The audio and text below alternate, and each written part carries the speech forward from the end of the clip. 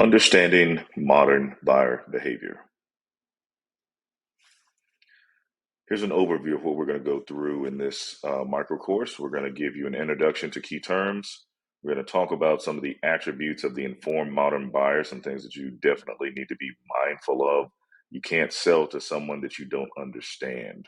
Um, then we're going to look at a quick macro view of the 2023-24 sales trends and challenges. And we're going to talk through some of the controllables and uncontrollables with the modern buyer to hopefully shift some of your perspective around this. So, key terms and definitions. Let's start out with value. Value oftentimes is a very subjective term, and it depends on who you ask, right? But if you wanted to have a universal definition of value, this will be it. So, value is something that a person is willing to invest time, resource, effort, emotion, or capital into, whether that's personally or professionally. Okay. Number two, here's a term that you may not be familiar with. It's called persona value mapping. It is the act of identifying and uncovering what an individual customer persona is willing to invest time, resource, effort, emotion, or capital into, and then aligning it with a desired outcome or outcomes of that persona. And then finally, we're going to look at quantitative value mapping. That is basically the act of taking the outputs that were identified in the persona value mapping stage and then aligning that with key operational and or economic impact metrics. All right, so let's take a zoom, a high level view of what's going on in the sales landscape, or with not even sales landscape, but more so around the buyer, right? What's happening before they get to you, right? And this is data from the HubSpot sales trend report. I think a lot of you know that your prospects do some level of research before engaging with you. And I will say this report says they're doing a considerable amount of research before engaging with you. It says 96%, almost 100% have done their own research, right? So they're already researching your product, your features. They know how it stacks up against competition for the most part, right? So they have a foundational understanding of what your product or service does. And just like you're using AI for prospecting and outreach and things of that nature. Your customer can also use AI, right? It's not You're not the only one that can use this technology, right? That they're using it to do their own research. And so if they're already coming to the table knowing about your product and your features and things like that, what can you do to differentiate yourself? What can you do to bring unique value um, to the table and to that discussion? Well, this is what HubSpot says. You have to evolve from a sales rep to becoming a consultant, right? It says relationship building and connection are more important than ever. Sales reps can't just close deals by walking their prospects through the many features and benefits of their product. That does not work anymore, okay? But if you want to talk about being a consultant, let me help you understand what a consultant truly is, right? A consultant is a domain expert, okay? If you are not a domain expert of the macro and micro conditions of your customers' um, ecosystem and environment, you need to become one, and you need to become one really quick, right? You have to be informed with relevant knowledge about what they're going through. Consultants, because they're both, consultant is both a strategic and tactical advisor. So in order to be that, you have to have knowledge, right? Um, Consultants are also able to show customers things that they can't see on their own, right?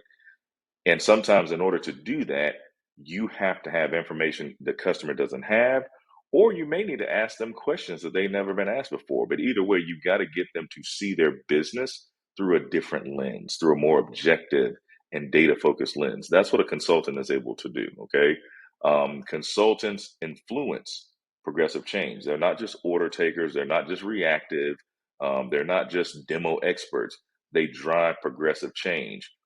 A big part of sales is change, right? You're saying, hey, Mr. or Mrs. Customer, I want you to stop doing what you're doing and look at this new alternative, which is basically my product, my service, or solution, or whatever.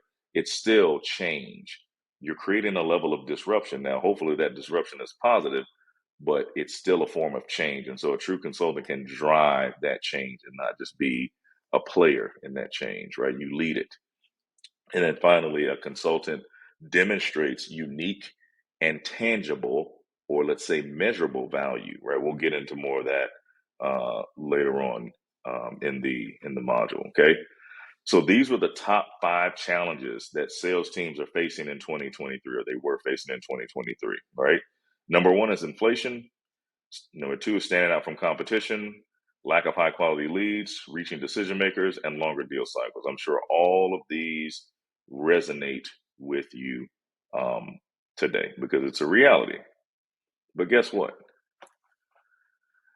4 out of 5 of these can be influenced by some form of value mapping, meaning these are controllable elements. You may not think they are, but they actually are, right? There's just things that we need to execute better and more efficiently in our sales and our outreach process, okay?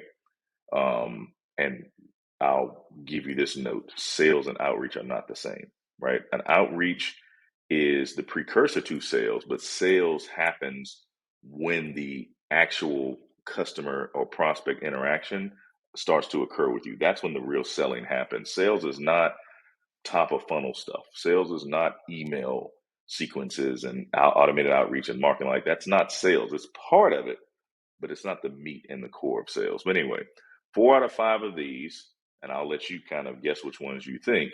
But again, it can be influenced by some form of value mapping. And this is another term that I want to introduce to you. What is value mapping? Value mapping is the correlation of a potential benefit to a tangible outcome. Again, the correlation of a potential benefit to a tangible outcome. So your product has potential benefits, but your customer is looking for a tangible outcome. So you're trying to determine what benefit of your product or solution or service connects or correlates with the outcome that your customer or prospect's looking for, because that's why they buy.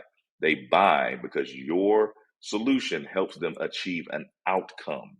Never forget that, okay? So let's talk about the controllables versus the uncontrollables. Number one, inflation. This is the only uncontrollable variable in this mix, okay, out of the 5. Standing out from competition, yes, you can kind of control that through something, through what we talked about before, quantitative value mapping. I'll get into what that looks like and how you perform that later on, but I want to just, again, this is just foundational. Number 2, or number 3, lack of high quality leads. That is controllable through persona value mapping if you do it effectively, if you do it properly, and I'll show you how to do that. Number 4, reaching decision makers. Same thing. It's controllable through persona value mapping, focused on strategic and economic value metrics, right? So when you think about your decision makers, your executives, the senior leaders at the top that are kind of calling the shots, even though it's still kind of, it's really done by committee. But anyway, if you're talking about creating a message that resonates with them, you must be able to map your potential value to that persona's outcomes, their strategic and economic value metrics, their KPIs, the things they care about. And I'll show you that in other modules as well. And then finally, longer deal cycles. All of us are dealing with that, right? But it's still controllable through something called customer workflow value mapping. You will be surprised at how much leverage you can gain from understanding your customer's workflow and then learning how to show them how improvements within that workflow can provide tremendous or reveal tremendous opportunity costs for them. And it will 10x pay for your solution. It'll be 10x justified.